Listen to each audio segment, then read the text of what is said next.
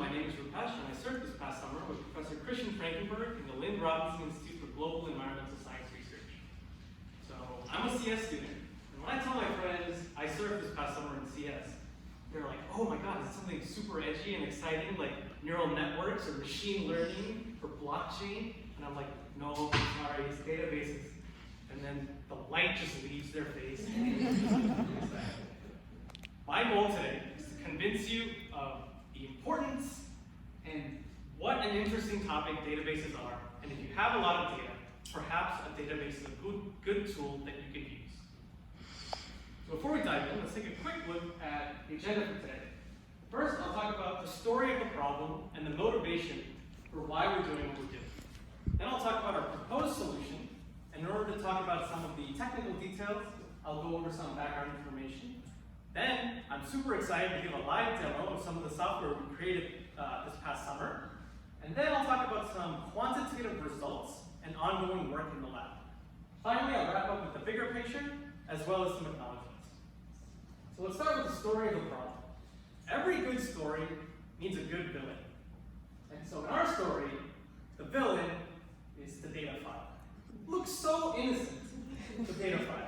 But on everyone's computer, we have lots of data files. They're held in a file system like this. You have lots and lots of data files. And some common data file types are CSV, Excel, text, or NetCDF if you're using satellite spatial data. What's so wrong about the data file?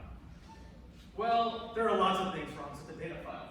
It's slow and clunky, it's not reliable, it's unorganized. All these things we can overcome if you're dealing with a small data set, maybe 1,000, a couple thousand data points. You can open it up and browse it, Control F, no problem. But what happens when we have, say, 1 million data points, 10 million data points, 1 billion data points? Excel isn't going to handle that. MATLAB probably will start getting slow. And so we need a better solution for handling this amount of data. So where is all this data coming from in the first place? Well, in our field, it's coming from different Earth-observing satellites, such as Tropomi, Skiamonkey, and MODIS.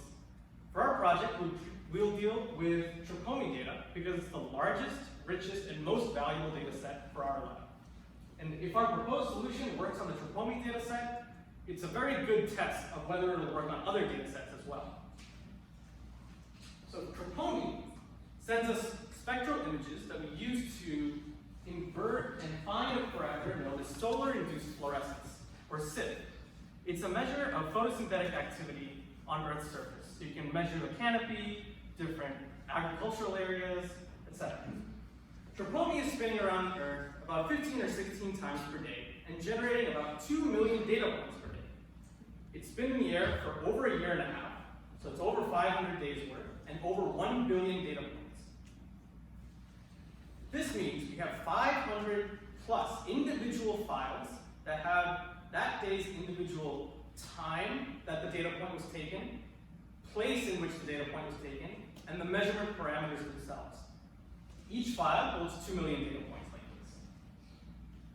Most research labs dealing with spatial information, satellite data, do it like this, and they have all these files. What's even especially wrong with this approach? Well, there's no way to quickly pull out data points that fall within a specific geographic boundary. Say we want to pull out all the data points that are inside Los Angeles. Right now, what you have to do is look through every single file and every single row and determine whether that data point is within Los Angeles or not. If it is, take it for your new data set.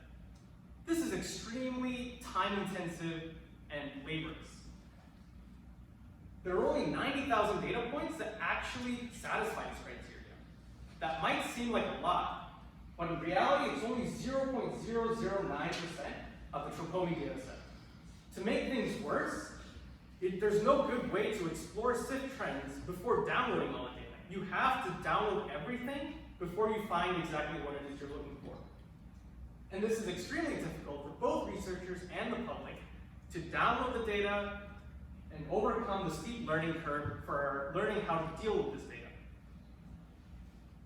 Okay, so this is the position that our researcher is in. There's all this data, This is the most hectic slide, I promise. It's intentionally chaotic to emphasize how difficult a situation this is. So the researcher is almost trying to find a needle in a haystack.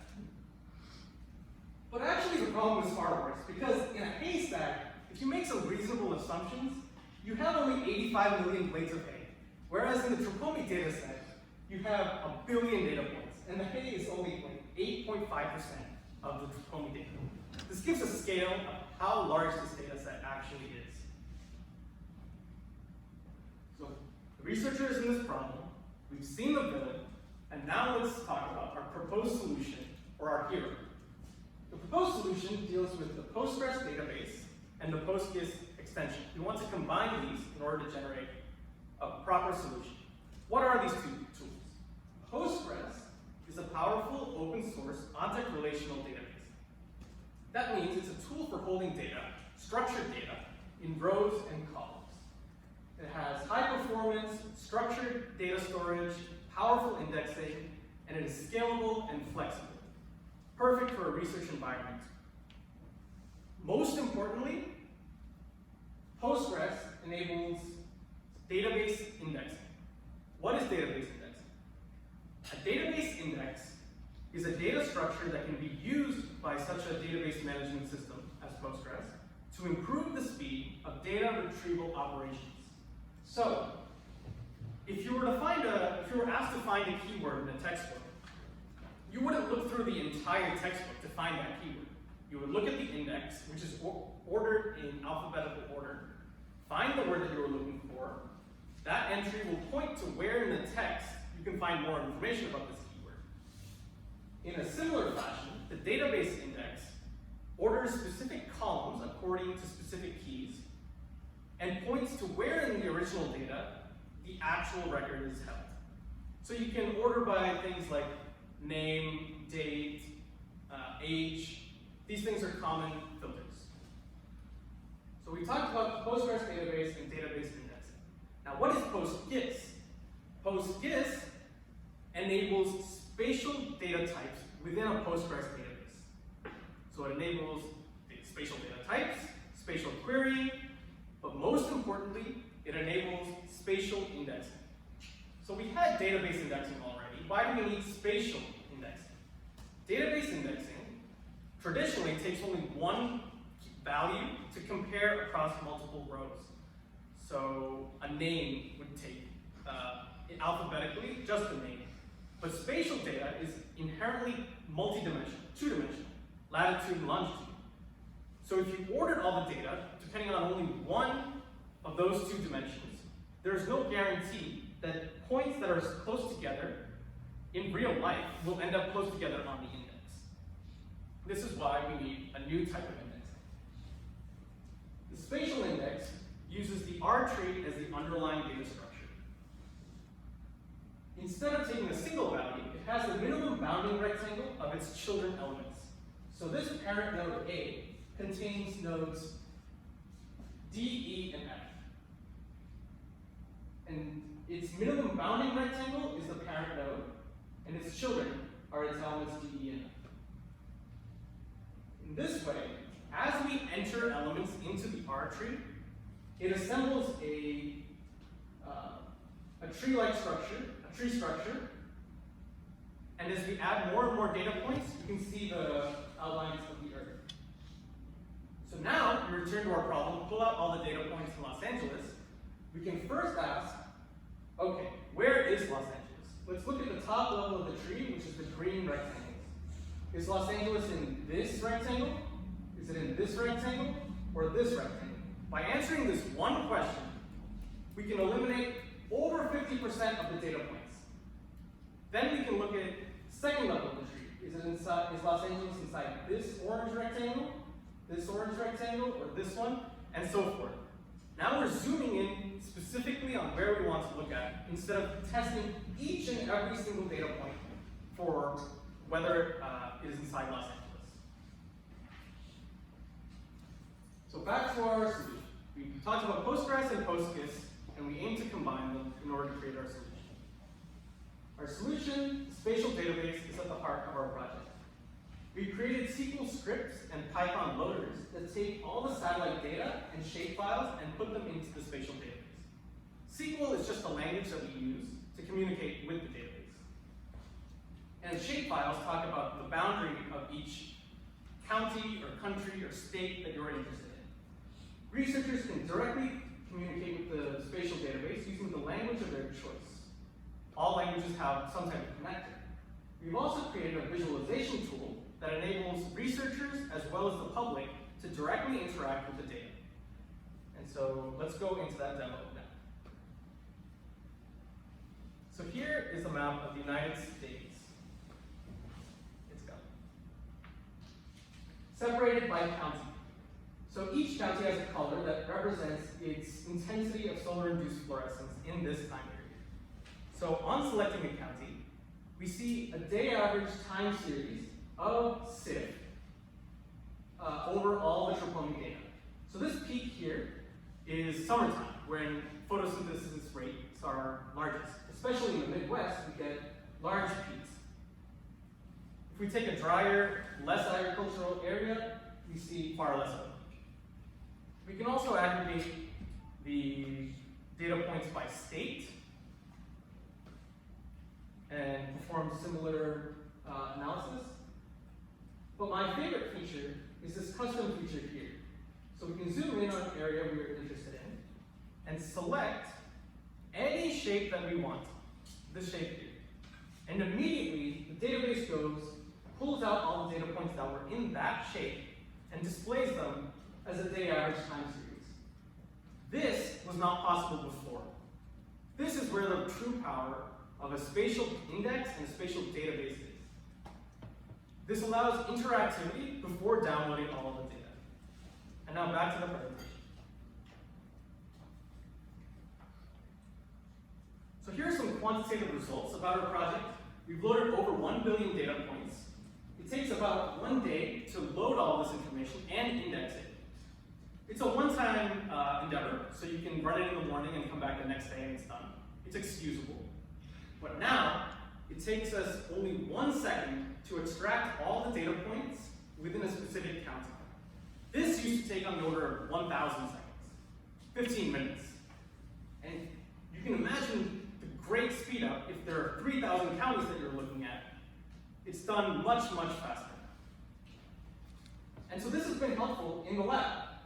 A co-researcher, Yi Yin, has been able to use this database to study the effect of the 2019 floods in the Midwest on agricultural production. This top image here shows what proportion of each county is dedicated to agriculture. So the deep blue ones here are dedicated to agriculture because they're a part of the Midwest. And so this lower image here shows the difference in solar-induced fluorescence between 2019 and 2018. The deep purple regions here indicate solar-induced fluorescence decrease in this time period. There's a delay in agricultural production. And so this is a very tangible outcome of implementing the spatial database. It has allowed Yi to do this per county analysis that before would not have been possible. There's some ongoing work, so now we're able to image a rugged surface and see, okay, the troponin point fell here. Before we had been assuming that it was a flat surface on the Earth. Now we can take into account the average slope of a particular troponin pixel and which direction it's facing to better approximate our solar-induced fluorescence estimate. We can also compare specific geographic regions, such as forests, urban environments, or biomes, and compare and contrast them. We can also incorporate additional environmental measurements, such as trace gases or more information from other satellites. We can also add GPU support to accelerate data access and make data access even faster than we already have. And finally, I'd like to leave with a short story. So there I was in the middle of the summer with my headphones on, knee deep in my code, and I look over and I see my co-researcher Yi explaining her findings on the 2019 Midwestern floods to another researcher named Yi. And this is when it hit me. The work that we did has allowed Yi to pull out the data that she needed and express her findings to another researcher. This isn't about finding needles in haystacks anymore, or even just doing research. When the IPCC says that we have 10 years to take drastic measures to curb the effects of climate change, we can't be waiting for code to run. We need results as fast as possible, and the spatial database can hopefully help researchers convince policymakers of the importance and urge of taking action now. And that is the importance of this research. I would like to thank Professor Christian Frankenberg, Professor Donnie Pinkston, my lab mates Philip and Guy, as well as Akio and Nico Tomiyasu Scholarship, and of course, the Caltech SURF program. Thank you very much.